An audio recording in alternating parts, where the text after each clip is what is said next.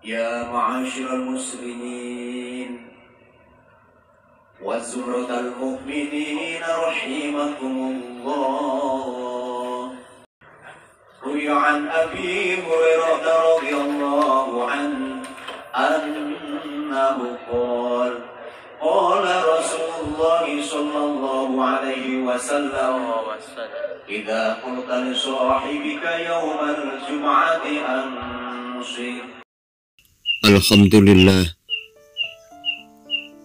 Alhamdulillahilladzi waffaqa man syaa min khalqih wa ashhadu an la ilaha illallah wahdahu la syarika lah wa ashhadu anna sayyidana Muhammadan abduhu wa rasuluh. Allahumma salli wa sallim wa barik ala sayyidina Muhammad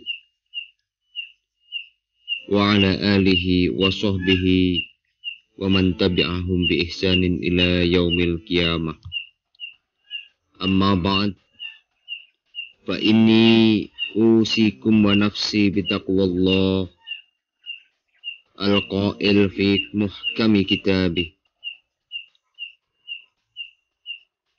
wa la taqfu ma laysa laka bihi ilm inna as-sam'a wal basara wal fu'ada kullu ulaika kana anhu mas'ula wa la tamshi fil ardi maraha innaka lan takhriqal arda wa lan tablughal jibala tula kullu dhalika kana sayyi'uhu 'inda rabbika makruha. Ma'asyiral muslimin rahimakumullah. Pada kesempatan yang sangat mulia ini, marilah kita tingkatkan ketakwaan kita kepada Allah Subhanahu wa ta'ala. Karena atas idenya kita diberi kesempatan untuk bersujud di waktu yang sangat mulia ini. Untuk itu, marilah kita tinggalkan segala larangan-larangan Allah. Dan di waktu yang sama marilah kita kerjakan segala perintah-perintah Allah. Imtithalul awamirillah wajtinabun nawahi. Ma'asyiral muslimin rahimakumullah.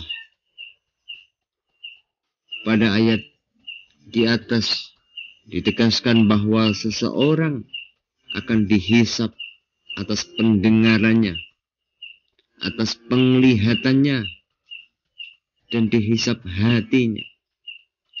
Sebagaimana ia akan dihisab atas seluruh anggota badannya. Karena hati adalah pemimpin anggota badan,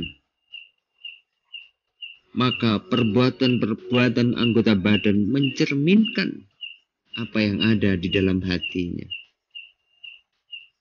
Oleh karenanya Rasulullah SAW bersabda, "Ala wa inna fil jasadi mudghah, idza saluhat saluhal jasad kulluhu, wa idza fasadat fasadal jasadu kulluhu, ala wahya al-qalbu." Di dalam hatimu ada segumpal daging. Ketika gumpal daging itu baik, maka seluruh anggota badanmu akan baik. Dan sebaliknya, jika segumpal daging itu bermasalah, maka seluruh anggota badanmu akan bermasalah. Ketahuilah, mudghah atau segumpal daging itu adalah hati, adalah hatimu. Hati tidak akan menjadi baik kecuali ketika dibersihkan dari penyakit, ketika dibersihkan dari virus, ketika dibersihkan dari hal-hal yang kotor. Hadirin, jika virus COVID-19 hanya menyerang anggota badan, lebih khusus hanya bagian pernafasan. Sebaliknya, virus yang menyerang hati akan berimbas kepada seluruh anggota badan. Orang yang mati karena COVID-19 akan menjadi mati syahid akhirat. Tapi sebaliknya, orang yang ada virus di dalam hatinya tidak akan diterima oleh Allah Subhanahu wa Ta'ala, karena di hatinya masih ada penyakit, di hatinya masih ada virus. Di antara virus yang dilarang di dalam ayat-ayat tersebut adalah bersikap takabur terhadap hamba Allah, apalagi kepada Allah. Oleh karenanya, jangan sampai kita berjalan dengan gaya yang penuh kesombongan, karena kita tidak akan menembus bumi ini dengan injakan, dengan kekuatan kaki kita dan kuatnya pijakan kita. Kita juga tidak akan bisa mencapai ketinggian gunung dengan kesombongan kita, dan seterusnya dan seterusnya. Takabur adalah seperti ditegaskan oleh Rasulullah SAW, al-kibru batarul haq wa ghamtun nas. Takabur adalah menolak kebenaran dan merendahkan orang lain. Berdasarkan hadis ini, orang yang mempunyai sifat virus takabur ada dua macam. Yang pertama adalah seseorang yang menolak kebenaran yang telah disampaikan oleh orang lain, padahal dia sendiri tahu bahwa kebenaran itu memang ada.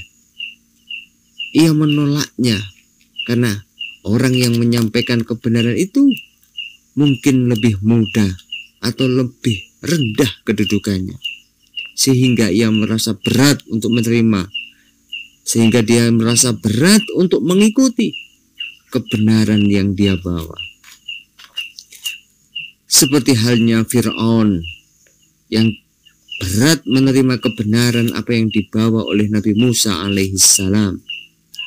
Bahkan Perdana Menterinya Fir'aun yang bernama Haman ketika itu juga pernah berkata, jika engkau beriman kepada Musa, maka engkau akan kembali menjadi hamba yang menyembah, padahal selama ini engkau menjadi Tuhan yang disembah. Dan masih banyak lagi cerita-cerita orang-orang terdahulu, kaum-kaum terdahulu yang menjadi kafir, yang menjadi hina karena kesombongannya, karena ketakaburannya. Jenis yang kedua yaitu adalah seseorang yang menganggap dirinya memiliki keistimewaan yang melebihi di antara orang lain. Ia melihat dirinya dengan pandangan kesempurnaan dan penuh kebaikan. Ia lupa bahwa semuanya sejatinya adalah pemberian dari Allah. Dengan itu, ia akan bersifat congkak, bersifat takabur kepada sesama. Bahkan di satu sisi akan merendahkan hamba-hamba Allah yang menurutnya jauh lebih tinggi. Dia merasa lebih tinggi martabatnya, lebih banyak hartanya dan seterusnya. Ma'asyiral muslimin rahimakumullah.